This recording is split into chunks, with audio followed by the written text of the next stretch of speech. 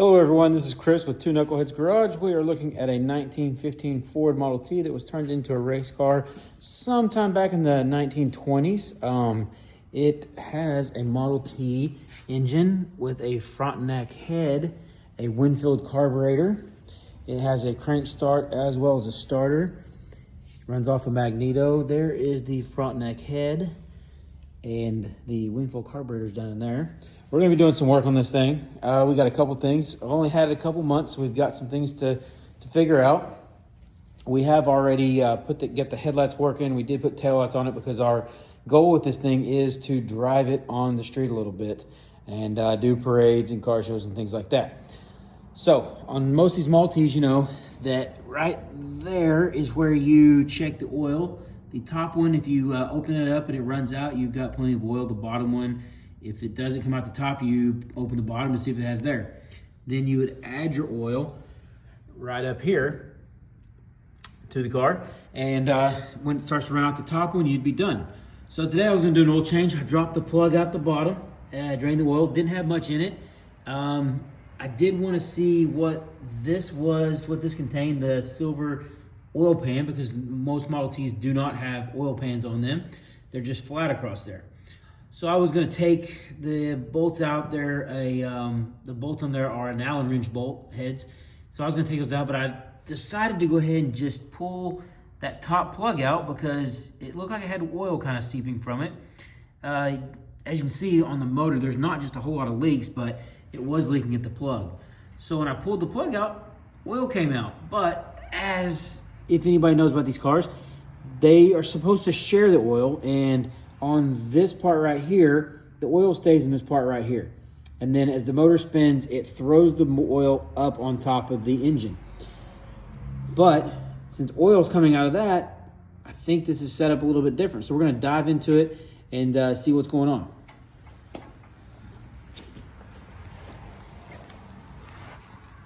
Like I said, these bolts here are an Allen head.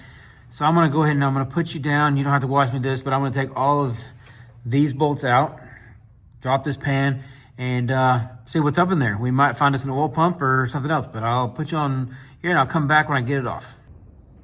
All right, everybody, I'm back, and here is what I expected to find. That is what a normal Model T bottom of the motor looks like. Those are the crank, dents for the crank as it spins. I'm thinking maybe that somebody put this aftermarket looking pan on back in the day to give it that look, and maybe as the oil was added to this car and the motor was running, it was seeping down in from the bolt holes down into the pan and filling up, and shouldn't be there since it does have a pan on it, the actual pan. So we're gonna pull this pan down now and see what's inside there. I'll come back when I'm done. All right, we're back, guys. One thing I did forget to mention is what I like to do when I'm taking something apart for the first time that I did not build. I like to take a piece of cardboard, right front, back, which is back of the motor, front of the motor, and I like to poke holes in it for all my bolts so that I get the bolts back in the exact hole that they came out of. That way, if there's any kind of difference in sizes, I've got them exactly where it was. But let's pop underneath the car. There's that bottom pan. There's a pan that was on there. What I'm thinking is that was a cosmetic pan that somebody put on there. Back in the day, they did sell those. The Frontenac company did sell them.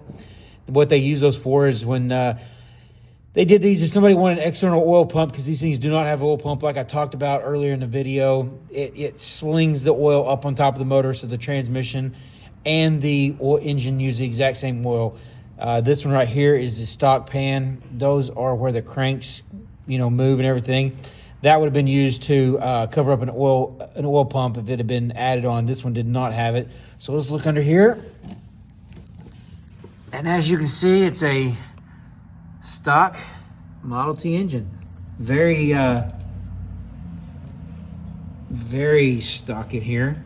Very clean. They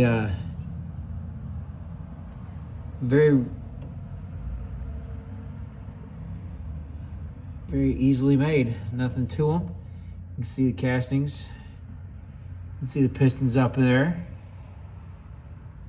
Main caps, everything looks really good in there. There's your crankshaft right there. Everything looks good up in there. I don't have any concerns or anything. I just wanted to check it out though, since I did just get the car as I was talking about. So what we're gonna do is we're gonna figure out what's going on here. What we're gonna do, we're probably gonna put the auxiliary cover back on the silver one right there, just because that's the way the car was built. Like I said, this car was built back in the 20s sometime, and it's been preserved. I got it a couple months ago. Been in one parade, but I just want, since it's winter time, I want to go ahead and tear it down. A few things, check it out, make sure everything was good. Everything so far is so good. You can see up here, there's not just a whole lot of leaks, but it just needs a little bit of TLC, get some of these leaks stopped. So what we're gonna do is we're gonna figure out what we're gonna do to put the pan back up, put the original pan back up, and then we'll go ahead and put that silver pan right there back up as well. And we'll probably put a gasket on this one to the original pan to keep them from leaking back and forth. I think what was happening is the oil was coming down through the holes and siphoning in and just filling up that pan and not going back to and staying in the motor like it was supposed to. So we'll get that all sealed back up the way it should be and do it right. So we're gonna pop back out here. Give me just a second. We're gonna pop back out here. We'll go over a few things on top since we've already got that figured out down here. From there, I'll show you guys a video when I put that back together, when I figure out what gaskets I'm going to use and how I'm going to do that. But this is the top of the motor. I went ahead and took the cover off the top, got the straps off. This is the inside of the head. I got the valve cover right here. Like I said, it's a Frontenac head. You can see their manufacturer stamping right there. And then right down in here, you can see the serial number of what it is. And then under that, you can see a T, and then someone stamped an S. I think this is should be the touring head on the race. So they had three different kinds. They had a touring, a speed, and a race head. They were all for racing, but they were different levels. So you got different speeds and no more compressions, things like that out of the different kinds of heads. So this one started out as a touring. I don't know if somebody did something yet to make it the Speedster. I think it's called a Speedster, but we're going to figure that out. But here's your manifold. Your manifold's that a little different than stock. This is the one that came for the race car. You could buy from the Frontenac company as well. And like I said, I've got a pamphlet that was from them that I found on the internet, and I'll show some pictures of that here in a little while. This is a cover, just an inspection cover, and then there's another one right here that I've already taken off and got the bolts there. I was getting that cleaned up. It was pretty, somebody painted it black, and I'm gonna get it back to the silver. So this is the generator. It is not currently hooked up. It was not hooked up when I got it. They were just running it the way it was. So we're going to get that hooked up. But like I said, this is where your oil is. This is part of your magneto right here. And I've got some pictures I'll show because I have had the grill off when I first got it, but I didn't video that. But I will get some pictures to show that. This is your fan right here. Runs off a single belt. But the fan, if you can see, is just hooked to this right here. So it's not controlling a water pump because this car doesn't have a water pump. And we'll go over that in just a second when I walk around. But you got your fan just kind of to cool the coolant off, because the coolant on this is kind of different. Let me walk over to the other side real quick and I'll explain that. So like I said just a second ago, these cars don't have a water pump. Now, there are some stuff that you can buy and you can put a water pump, and they're out here. They run over here and on a belt. But a lot of guys say they don't work. I don't know. Never dealt with one. But what these cars do is your hot water comes out of here and back in, and then pushes the cold water up and down into the motor. So the cool water comes in, cools the motor off, and as it gets hot, it weighs more and it goes down and then goes back in, and then just continues to push the cold water. So they're using the thought process that the hot water weighs more and goes down to the bottom and then just lifts the cold water up and then back down in. So that's how the cooling works on this. Then right here is the magneto. So you can either crank start it or you can use the starter, which is right here. Starter button is right in the floor. That was an option back in the day. Not everyone had it, but this one did. It's all there. From what I've been told, this is all original. But I went ahead and hooked the starter up so that I could start it so that I had to crank it all the time. But once the car's running, the only way to stop it is to come out here and push this button on the side of the magneto, turns the car off. Car dies. And that's the way that works. You got your carburetor down here. It's an updraft, so the fuel comes in, which is back here in the tank, right here. You'll see this line right here. That is a pressure airline.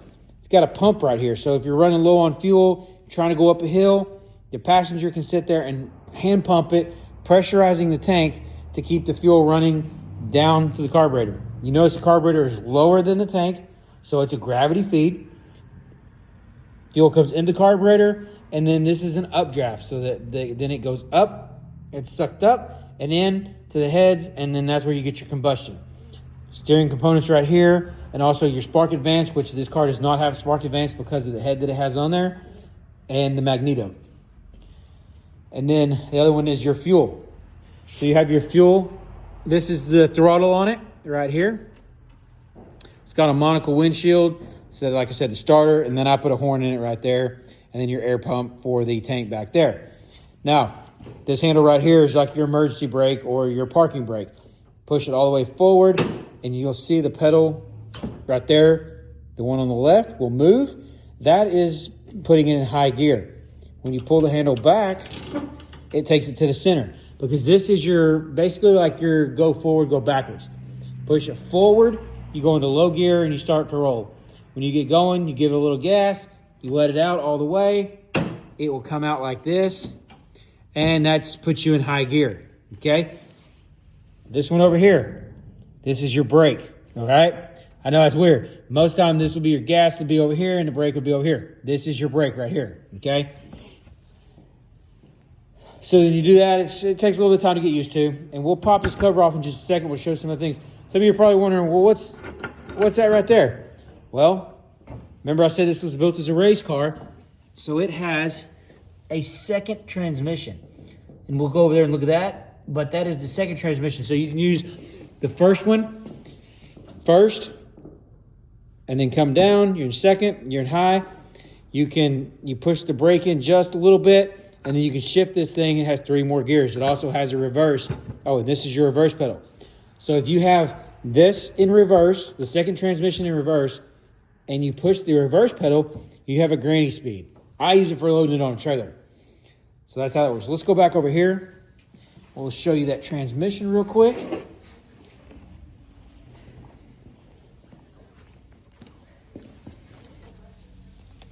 There is the second transmission, the Jumbo Giant for Fords.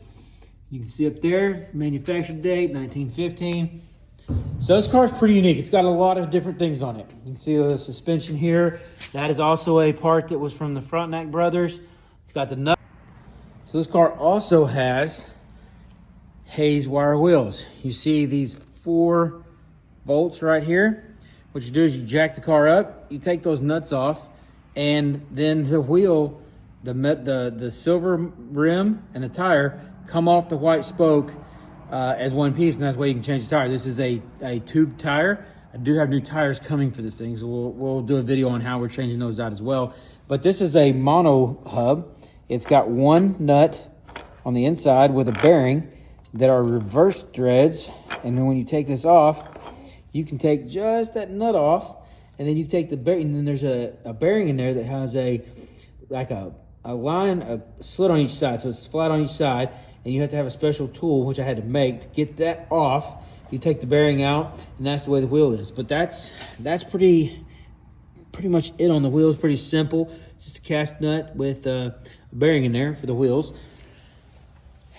And then, like I said, I had the radiator off, just checking that out, put a new hose up top. But other than that, you're looking at it, what it was built like back in the day. They did have the gas tank here. It's got 2 fillers, but it's the tank's open inside.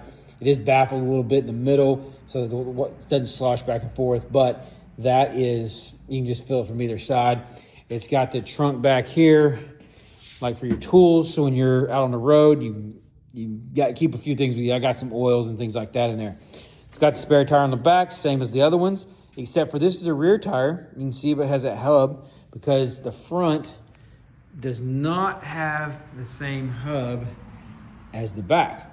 That brake that I was showing you, the parking brake, has some drum brakes in there that push up against the white part right here and stop the car or hold it tight. I don't try to stop the car with that. I use the transmission brake, which we'll talk about here in just a few minutes. But you have your spare tire here. So just like I was saying, you remove these 4 nuts, you take the wheel with the silver ring off, and then you can put that on any of these tires that you need if you have a flat. So I'm going to take this wood piece here off and this wood piece off, and then we'll talk about some stuff on the inside here. But that's pretty simple. You can see everything there is pretty simple. Just got 2 seats. So let's take that off and we'll look in there. Okay, guys, we're back. Here is the Ford transmission. That's what it would have come with from the factory.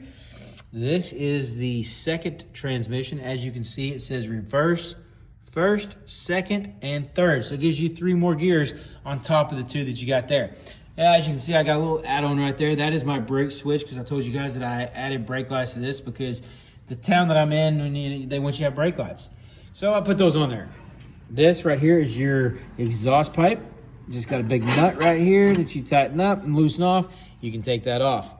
Pretty simple. This is all wood right here. This is all wood on top of the metal frame.